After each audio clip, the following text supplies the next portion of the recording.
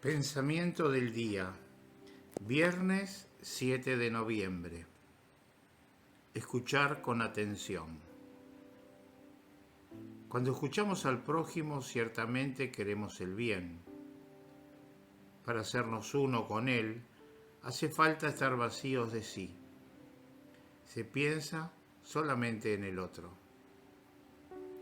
Además, no podemos permitirnos el pensar en respuestas que dar o en acciones que realizar mientras amamos, escuchando al prójimo.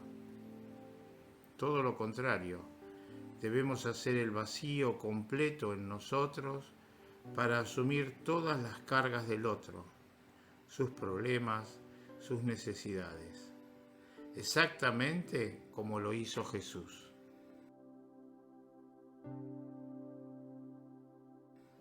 Chiara Lubick.